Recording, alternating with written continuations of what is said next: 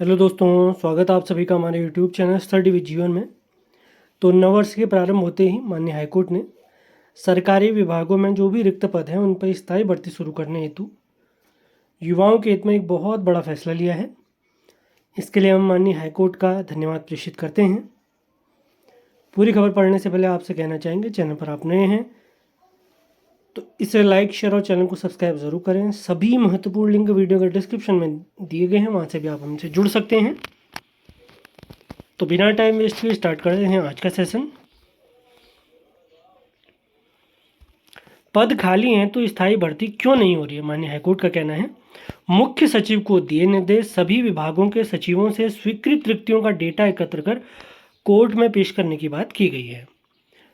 तो देख लेते हैं पूरी खबर क्या है। कोर्ट ने 9 जनवरी के आदेश में सरकारी कार्यालयों में भर्तियों के लिए सरकारी सिस्टम पर सख्त टिप्पणी की है। न्यायालय ने कहा कि उन्होंने कई याचिकाओं में यह अनुभव किया है कि विभिन्न विभागों में कई वैकेंसी होने के बावजूद राज्य सरकार उन्हें भरने के लिए सामान्य भर्ती प्रक्रिया संबंधी कोई कदम नहीं उठा रही है।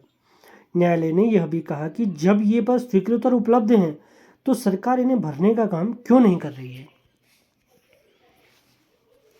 उत्तराखंड उच्च न्यायालय ने मुख्य सचिव को सभी विभागों के सचिव से स्वीकृत रिक्तियों का डेटा एकत्र कर शपथ पत्र के माध्यम से इन्हें पेश करने का निर्देश दिया है और मामले की अगली सुनवाई काफ़ी महत्वपूर्ण डेट है, 16 फरवरी को होगी।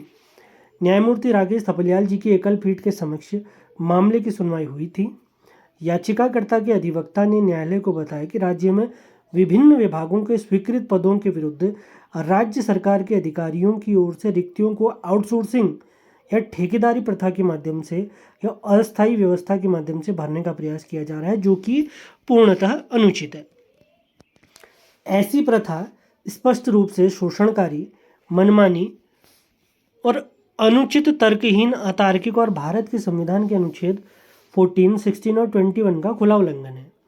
ये संविधान के भाग 4 के आदेश के भी विपरीत है। कोर्ट ने याचिका के दायरे को बढ़ाते हुए और युवा पीढ़ी को ध्यान में रखते हुए यह भी पाया कि बड़ी संख्या में योग्य और पात्र युवा पीढ़ी नियमित नियुक्ति प्रतीक्षा में कतारबद्ध है। ऑब्वियस बात है, बहुत सारे स्टूडेंट, लाखों स्टूडेंट हमारे प्यारे उत्तराखंड में गवर्नमेंट जॉब के जाने के लिए, सेलेक्ट होने के लिए तैयारियों में लगे रहते हैं। कोचिंग के माध्यम से, यूट्यूब के माध्यम से, सेल्फ स्टडी के माध्यम से वो अपना काफ़ी लंबा समय इन भर्ती परीक्षाओं के इंतज़ार में, इनके सिलेक्शन हेतु बिताते हैं। इसका संज्ञान माननीय हाईकोर्ट ने लिया है। बहुत बहुत शुभकामनाएं, बहुत बहुत धन्यवाद।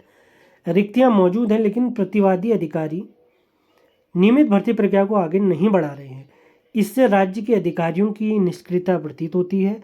एकल पीठ ने मामले की सुनवाई के दौरान पाया कि प्रत्येक विभाग में बड़ी संख्या में स्थायी और स्वीकृत रिक्तियां उपलब्ध होने के बावजूद कोई नियमित चयन प्रक्रिया नहीं अपनाई जा रही है। नियमित चयन प्रक्रिया को आगे बढ़ाने के बजाय स्वीकृत पदों को आउटसोर्सिंग,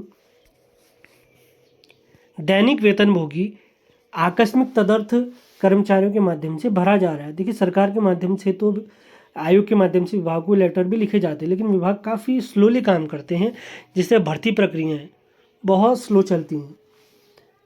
समय बीतने के साथ साथ वे अधिक आयु के हो जाते हैं, जो निश्चित रूप से एक चिंताजनक स्थिति है। न्यायालय ने अपने आदेश में मुख्य सचिव से प्रत्येक विभाग के सचिव से स्वीकृत रिक्तियों का पूरा डेटा एकत्र करने के बाद शपथ पत्र दाखिल करने को कहा है।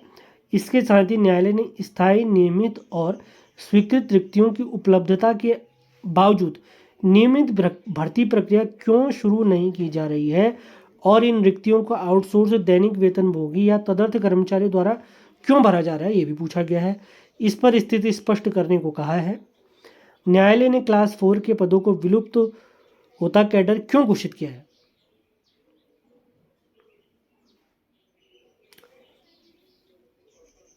तो आगामी भर्तियों के रिगार्डिंग माननीय हाईकोर्ट ने एक अच्छा फैसला सुनाया है। अब इस मामले में 16 फरवरी को अगली सुनवाई होगी, जिसमें विभिन्न विभागों के अंतर्गत जो भी रिक्त पद हैं उनकी कंप्लीट डिटेल माननीय हाईकोर्ट के समक्ष प्रस्तुत की जाएगी मुख्य सचिव जी के द्वारा। इस खबर में जो भी अपडेट हमें प्राप्त होगी, जो भी अपडेट होंगे, आपको इसी चैनल के माध्यम से अपडेट कर दिया जाएगा। बाकी सेशन आपको पसंद आते हैं तो इन्हें लाइक, शेयर और चैनल को सब्सक्राइब ज़रूर करना है आपने। सभी महत्वपूर्ण लिंक वीडियो के डिस्क्रिप्शन में दिए गए हैं। आगामी स्नातक स्तरीय भर्ती परीक्षा और कनीय सहायक आदि जो भी भर्ती परीक्षा है उनके रिगार्डिंग कुछ नए बैच हमने स्टार्ट करे हैं, उन्हीं की जानकारी आगे हम आपको देने वाले हैं। नववर्ष 2026 के उपलक्ष्य में आगामी यूके ट्रिपल एस और यूके पीएससी की परीक्षाओं को ध्यान में रखते हुए निम्न विषयों के कंप्लीट पीडीएफ नोट्स यानी मेरे हैंड रिटन नोट्स के माध्यम से पीडीएफ आपको प्रोवाइड कराई जाएगी। और इसमें कौन कौन से विषय शामिल हैं? संपूर्ण उत्तराखंड, कंप्लीट उत्तराखंड इसमें रहेगा, जिसमें हिस्ट्री, पॉलिटी, ज्योग्राफी और हमारा सारा पोर्शन जो उत्तराखंड का रहता है वो शामिल रहेगा। संपूर्ण आधुनिक भारत का इतिहास, संपूर्ण प्राचीन भारत का इतिहास, विश्व का भूगोल, संपूर्ण कंप्यूटर, भारत का भूगोल, उत्तराखंड करंट अफेयर्स, भले 1 साल की आपको चाहिए, 1.5 साल की चाहिए या 2 साल की। राष्ट्रीय अंतर्राष्ट्रीय करंट अफेयर्स भी सेम है, भले आपको 1 साल का करंट अफेयर्स की पीडीएफ चाहिए या 2 साल की या 1.5 साल की, सभी पीडीएफ आपको प्रोवाइड करा दी जाएंगी।